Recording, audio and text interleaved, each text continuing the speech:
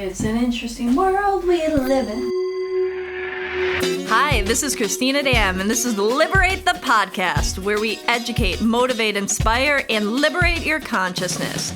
From spirituality, holistic healing, to creativity and conscious business, we've got your mind, body, and spirit covered. Welcome to Deep Cuts. This is Cristina Dim. She hosts the regular podcast, but we thought we would roll with a little behind the scenes today because this is a bit less formal. I was thinking that... And who are you? I'm Rebekah. I am a practitioner here. I do some of the editing as well for this podcast. Talking like introducing me and not talking about yourself. This is the Deep Cuts, though. We're just in. It's informal. But yeah, we just thought that we'd hop on, and I wanted to actually, realistically, I'm going out of town, and I wanted to make sure that we had lots of great content for you. So we're like a little bit off the cuff, but people ask us all the time what we do for our spiritual practice to stay grounded or to get connected or how we solve problems. And that's something that we talk about concepts all the time, but we don't often, like, you know, every morning Cristina gets up really early and she has like stuff that she does before she starts her day. You know, you can't just, you know, I think that whether it's a spiritual practice, whether it's an entrepreneur practice or whatnot, when, you know, there's been many books and articles and things that talk about what do people do as their ritual in their day, right? To get their self going, you know?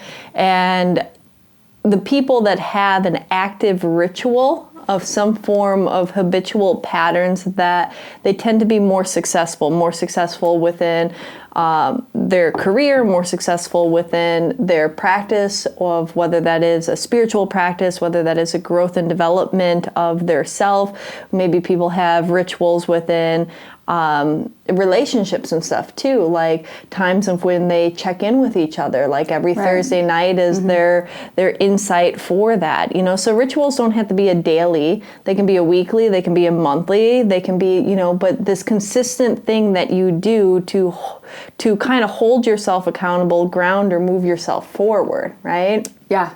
And Rebekah has different practices that she does that are a little bit different than I do. And it's not about adopting hers or mine or whatever you might do. It's about finding what works, right?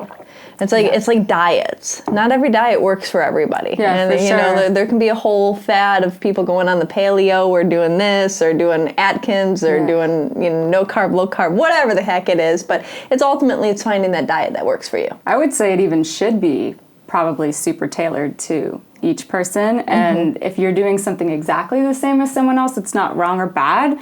But like usually, I don't know anyone that has exactly the same practice. Like it usually just doesn't work out that way.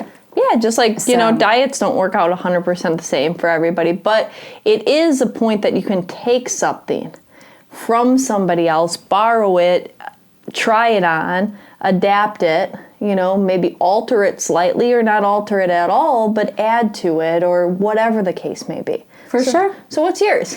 Well, before I say what it is, I just want to also make the point of if I don't have a schedule, and I notice that when I don't have any sort of spiritual practice, it's usually not going great. So I always notice that like I just don't really feel great. I feel a little scattered. I'm out of alignment. I'm disconnected from myself. I'm disconnected from, you know, God. That's my preferred word, but it's this, you know, it's the force, universe, spirit, whatever, higher self. So I notice that I just come back, and there's different things that I do all the time, but I mean, I've like literally, sometimes it's like you have to get really, really off the path, and you're just like, and then you know, you're like, man, so you come back, and you're like really not in an amazing state. So you might not like have all your wits about you to where you even are gonna have like this beautiful little candle ritual or whatever. Like I've literally just like curled up at the base of my altar and cried. You know, before and been like, help me. And And that to me is a spiritual practice. It really is. I have a sacred space where I can go, which again, like I want to stress, I don't think that you actually need to have that. It's just for me, it's really been beneficial to have an altar. And I have like things on my altar that are, you know, symbolic and special to me and make me feel connected. They're like a concrete physical manifestation of that process. But, you know, I could still do the same thing even if I wasn't home and didn't have my altar. Yeah. You just carve out a space and like say that prayer and just connect in and asking for help or saying a prayer of gratitude. So like that's often what happens is I get off the path and then I'll come back into a practice that's like really thrown together and not very formal. Yeah. And then I have all these other ones. I love to do candle magic and other things like that. But just the reality of it is that's usually what it will look like. Well, you know, and that's a part of a process too, right? You know, like as I was saying, you know, there's patterns that happen daily, patterns that happen weekly, patterns that happen monthly, patterns that could be, you know, not necessarily planned, but oftentimes, you know, if those that are listening, you hear that getting off the path often puts us further on the path, right? And so, you know, I want people not to be hard on themselves for anything. It's like most of the time people get so hard on themselves with whatever they're accomplishing. When I'm coaching people or working with people on, it can be anything. It doesn't even have to be spiritual growth. It could be, as I said, business, this, that, whatever the case may be. They get so hard on that I didn't do this. And so I messed up or whatever. For what? The only path you're on is your own journey. You messed up from what? Your life? Like this is your path. And sometimes we learn more by stepping off for a minute, and then we realize how important it is to be back on. And so I'm hearing that for you, that is jumping back in and connecting with prayer. Yeah, exactly. And and meditation almost always, it's like a both sides of that coin, because one is talking and one is listening. Usually. And there's, you know, so many different kinds of meditation that I do. And when I have a regular practice and I'm not really off of it, it does look like meditation daily, like various different ones that are guided or maybe not guided, things like that. But prayer, I feel like for me has been one of the most powerful things, and that's free. You know, and it doesn't have to be within the confines of a religion either, right? So you can, again, pray to your inner self, your higher self. And over the decades, I would say, of this spiritual work that I've been doing, it's funny because as Cristina is just saying, that we're so hard on ourselves. And I'm at the place now where I'm really not anymore. And that's beautiful. Like, I know how to shift into compassion for myself and like baby myself and just let myself be in that space. And it's like the ultimate act of self-care and self-forgiveness. And it's like major progress for me. Yeah. So it's really awesome. I always, by the way, when I say that, help me, like that prayer, I have never not gotten help. I've never not gotten help. That is like the number one spiritual advice I give to all my clients. I'm like, ask for help, ask for help, ask for help. Yeah. Because otherwise, you know, if you're listening to this, you have some spiritual basis, I would think. So you're believing in something bigger than yourself. But even if you're more skeptical, even just proclaiming what it is that you want on a psychological level starts for you to get clear of your intention, of your actions. And that's one of the powers of prayer, right? And then there is, you know, there's a set belief, you know, there's many different beliefs around prayer, but one of the unifying forms among most of the different religions and thoughts is that the other realms are not to assist, not unless we ask. Yeah. And so there literally you hear like that, you know, I might have said this in a podcast before, but where people are asking for something, it's like a cartoon meme, and then they're I'll start over. But anyways, there's this cartoon meme that went out of my head right now, but it's about actually taking that moment, asking for assistance so they know what you want. I mean, if I was an angel or a being up there, whatever your belief is, do you know how many crazy things go on in our heads? I am so thankful for unanswered prayers. Like, if it was just like the thought processes in the head. Or the delay in the law of attraction. Yeah, the delay in the law of attraction. But if everything I thought about was all of a sudden brought into my life, I mean, it would just be a little bit cray-cray, right? That's why, too, the this or something better, the asking for this or something better, asking for whatever serves your highest good and the highest good of everyone. Yeah. Because you don't know. Well, you don't always know. We get attached to different things, right? And then we think that that's what works for us. So that's the beautiful thing of the unanswered prayers, or maybe they are answered because they're coming in the this or something better realm, right? Yeah. But, so if you're sitting there, and you have, the average person has 65,000 thoughts a day, okay? And so how much do you really want those 65,000 thoughts to actually manifest? Because the majority of them are self-deprecation, are problems, are irritations, are things that you're worried about that. So, if I was a little angel up in the sky, I wouldn't want, all of those thoughts, I wouldn't know what to answer. So a prayer is setting this really strong intention and saying, this is what I want. And then it's like ringing a bell and saying, oh, here's my order, Yeah. Ding, ding. Ding, ding, here's my order. I mean, imagine if you were like a waitress and you're at a table and the person's just reading over the menu and you're just started to continue to write down everything that they were saying, mumbling as they were just reading it. No, it's not until they say that, oh, this is what I'd like to order. Otherwise, they might just be going through all the items on the menu, and you get a million different random things of all different varying taste buds, right? It's so true. So, anyways, that's my 2-piece on that. My mind's not thinking that strong today, so I'm mumbling. It's okay. We've got the cacao. But I have cacao, and I'm in Christmas season. It's been 44 degrees in Los Angeles, and at the end of May. So that's the Canadian. I just said it's freezing, and then I said I'm Canadian, so I would definitely take some heat.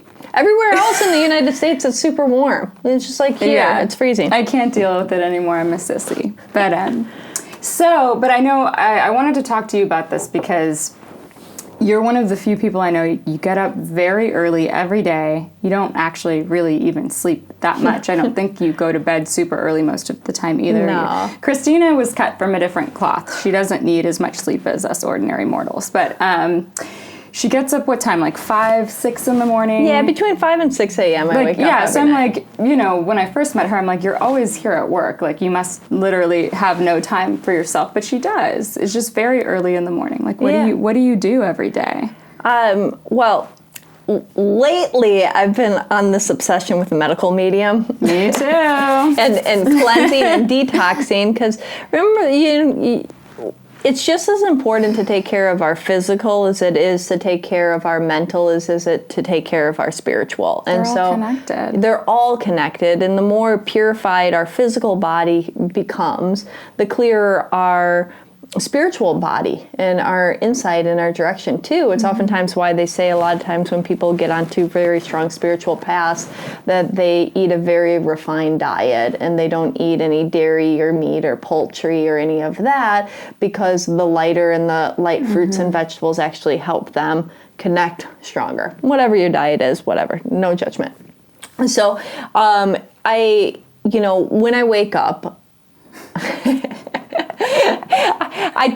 first thing I do in the morning is, I get up, I go and brush my teeth, then I make celery juice, and I drink a 16-ounce glass of celery juice. Amen. And it's a game changer. It is. I mean, I know it's a fad, but it really is super amazing. I mean, we don't sell celery at the store. Yeah. One more time. Like, that's what I'm saying. Like, go buy, The celery juice, you can blend it in a blender and take a strainer. I have a juicer, so it goes, But that celery juice, drinking a 16-ounce glass first thing in the morning. If you don't want to do that, one of the practices that I've always had for years is first thing in the morning drinking lemon water on an empty stomach. So what does it do for you? Like, how does it make you feel when you do it? Well, it's kind of the same process of like the lemon water, so it just really...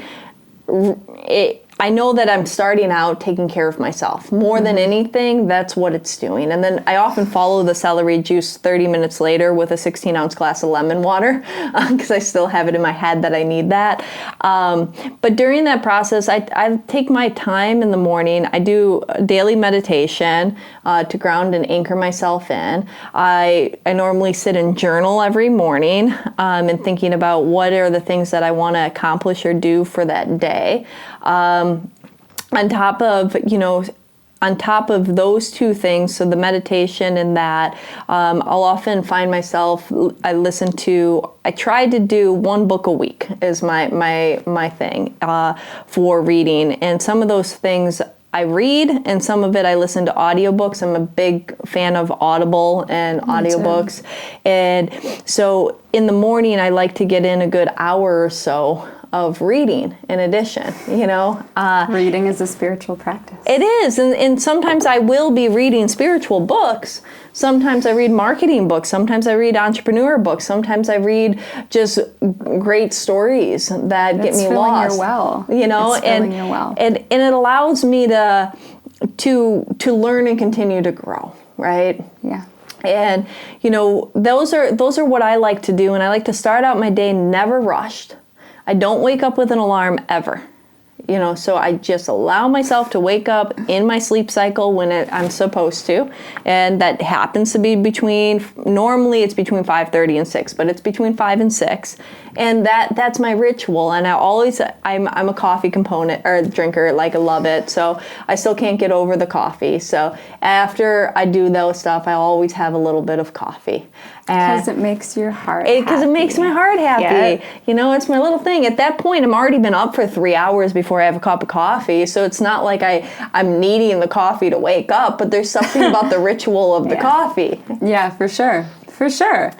Now, there's other things so we go through times, when we get off course or when we have problems happen in our life, it looks like we're selling products here, but which we do sell. They're really great. If you need something, you should holler because we got the goods, but we use them. But I just wanted to share a few different things that the reason why I created these bath salts is trying to find a great bath salt. If there's anybody that's a pranic healer out there, or if you are just like to take baths for either relaxation, that they work for energy clearing. As a pranic healer for almost a decade, I always found it hard. I was always trying out different people's salts. And, things were okay. Or things were either super pricey if they're really good, or they were okay, or I wondered if the quality was actually good, or they'd put these different chemicals in it, or colors or dyes. Colors. Yeah. No, and then people don't know this, but most Dead Sea salt that is sold in the United States comes from Utah. I never knew that until a few months ago.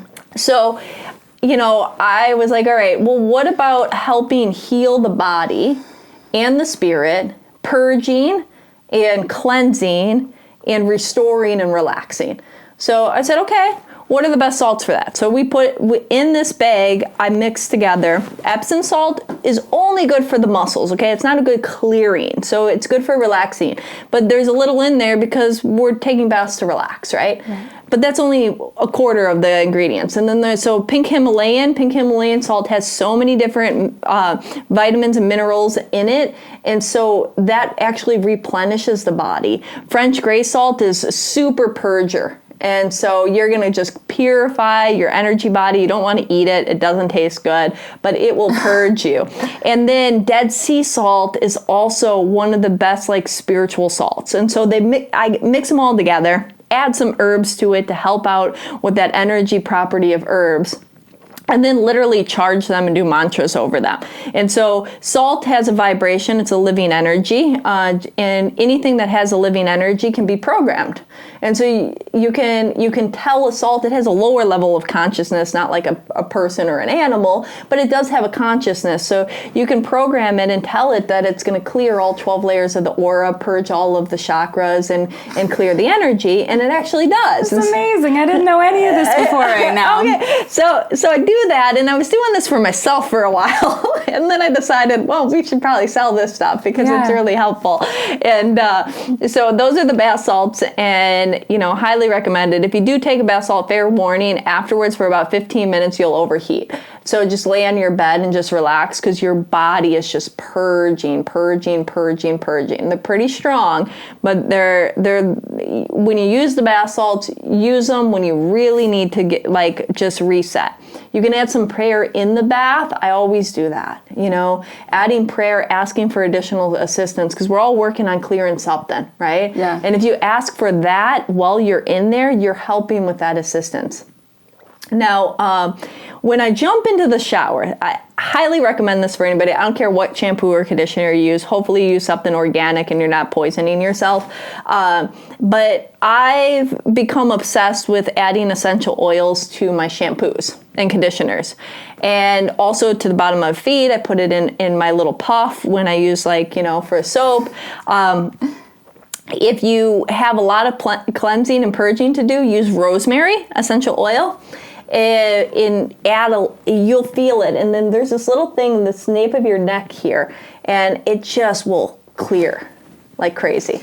Yeah, rosemary is known specifically for clearing mental fog or negative thoughts, thoughts that cause you suffering. And there's so many different types of clearing, because a lot of the time it's energy clearing, cord cutting, connections to other people, and it can all be related. But I just intuitively go like this, funny. And I put it in my head, and I'm like, dee, dee, dee, dee, dee. Yeah, speaking of baths, a few years ago, I took a class at Flower Power in New York City, and with Rebekah Faye. I don't know, shout out to Rebekah Faye. But she taught me to simmer rosemary for I don't even remember how long, but I still do it. If I'm really in a negative mental space, I will simmer rosemary, a whole bunch of it, not the oil, but the actual herb, on my stove, and then I'll strain out the herb from the water and dump the water in my bath. And I cannot tell you how effective it is. In addition, I always would use bath salts as well, but I need to do this next time. And sometimes the herbs in your tub, you want to make sure you have one of those tub blocker things, because it's never fun to always have to call the plumber. Yeah, I've had to do that a few times, but rosemary, who knew? And that's not one that's ever really talked about too well. But I got it in a meditation, and it was okay, rosemary, really? and so I started putting it in, and I noticed it in my head, and I was just oh God, this is my new go-to clearing, purging thing. I like it better than sage and Palo Santo. Not that I don't use those too, but I'm this rosemary is super powerful. It smells good too. Yeah. And just fair warning too, if you do simmer the herb and put it in your bath water, it's gonna be pretty yellow. And that's fine. You're not going to see that on your skin when and you can shower it off, but you can also just leave the herb residue on you, because it's energetic, and that's what's recommended to do for those types of herbal baths. But yeah, that's rosemary. Awesome. That's what's up. Yeah, rosemary. And then you can put essential oils other places. When I get out of the bath, or the shower, I like to put spikenard oil on my bottom of my feet. What does that do? It's a protective oil, but it also really opens up you have these little chakras in your feet, so it really grounds you. So I feel that, it's the oil that, the disciples got their feet rubbed with in the Bible. Oh. Yeah. Okay. Cool. And so it's a powerful, there's hyssop and spikenard, and then there's a couple other ones, of course, frankincense and stuff. But these are the oils that are often mentioned through different verses within the Bible. Wow. Yeah. So it's for millennia, people have been using these. Yeah. Yeah. And they smell great. They smell great. You can eat them if they're organic. Eating oils, doing things like that. But those are kind of my basic rituals, that I do. Of course, every once in a while, if you really need something, I put this little guy, speaking of the Bible, up here. Psalm 91. That is one of the only verses in the Bible where it's God's voice. and it's a protective verse. And so if, oftentimes people come in and they're asking about how do they clear their space, or they're feeling attacked, or, they might have other energies going on. If you do that, everything will be gone. But you face your doors. Can you read it out loud? It's pretty short, right? It's a little longer, but it's a little long. But and it's not that long, but I mean, but maybe too long to read. I can put it in the notes. We'll put it in the notes, or we'll put a reference to it. But face the doorways. Do it in each room. If you have multiple rooms in your house, and you're face inside your bedroom, facing your doorway. So, and then inside your living room, facing your doorway, inside your kitchen, facing the doorway, and then towards your doorway, from the outside, and then this, it's really good. So how did you get connected with this particular psalm? Because I know that, just for anyone listening, we don't necessarily classify ourselves in a religious context. Yeah. This is not I'm saying multiple things from the Bible. I like looking at different. Yeah, no, we love everything. Everything's great. We're chill. We're great with everything. But so not pushing any particular religion. But I work with Mother Mary, and I have a cauldron on my altar. So I'm, we all we're a little bit mix and match. Yeah, we're the spiritual mixtape. Yeah, no, I have the Quran next to my bed. Yeah. So it's like. But how did you come across this particular psalm and and be so drawn to work with it? Well, actually, it was brought upon by one of my friends when I was looking at clearing out the wonderful Liberate Hollywood. Lots of energy comes through this building. Lots of energy comes through here. Okay. And immediately upon saying it out loud, you could feel the energy force. I started shaking. And wow. It was super powerful. And so I would highly recommend, notice that. There's also something that you can do called a salt burn. I was going to ask you, that's kind of our go-to for if we really feel here at the shop, we need to clear something out. We sage and we do all the things, but a salt burn is breaking out the big guns. Yeah. So and that doesn't have to cost a lot of money. And don't use these salts, because these salts are for your bath, and you can use them. Don't get me wrong, but you can just use an iodized salt, even pool salt from a hardware store, Home Depot, wherever. And the pool salt is the same salt that goes into saltwater pools. Again, not Epsom salt. Epsom salt's good for muscles, not for purging. It's a different salt molecule. But you can get a paint pan, metal paint pan. So again, just go to Home Depot, metal paint pan, and then pool salt, and scoop it all in, and then use rubbing alcohol.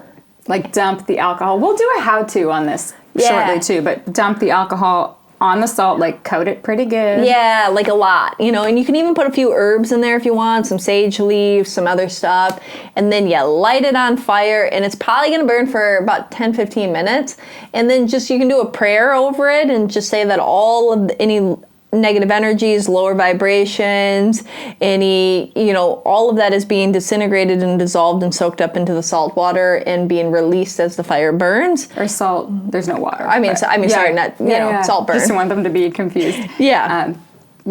So. Well, you can put salt water buckets around too and do that too, but this is for the burn. Yeah, we have that a lot here at the shop too, is a bucket of salt water. But the salt burn, do you have to worry about if we have a carpet in here, so we wouldn't probably put that here. Yeah. How does that work? Yeah, I would be careful if you have a carpeted surface, just maybe put something else underneath it.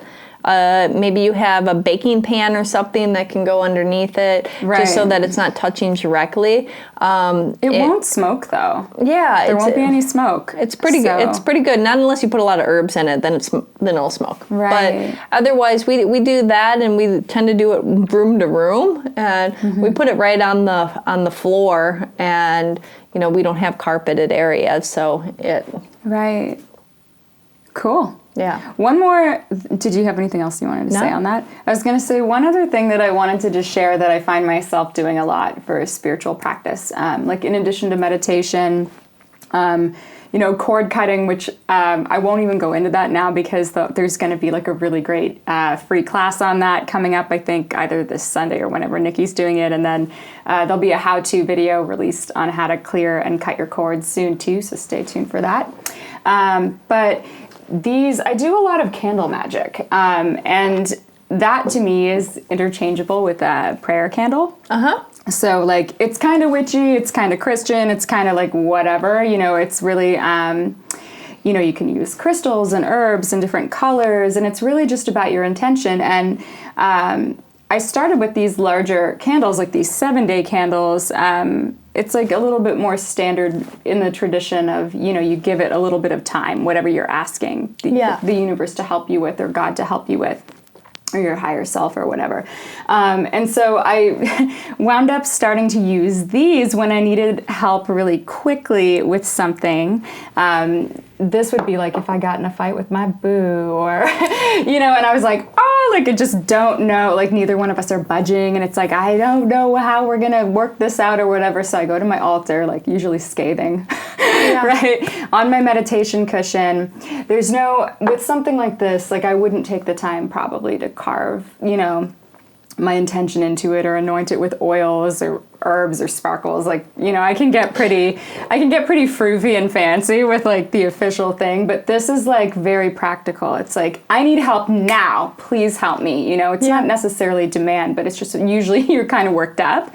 So, we have these like little candle holders. They're like $4 or whatever, but, they're great. So, and these are what? They're $2, $1.50 or something. You can get 50 cents. You can get them at every. I think we sell them for 50 cents. And they take about 45 minutes to burn, an hour at the most. So I would just put one on my altar, and I would say a prayer, and just kind of pour my heart out to God. Like, you can vent a little bit too. Is what, like, this is bothering me. I don't know what to do. Please help me. Show me what to do. Show me what to say.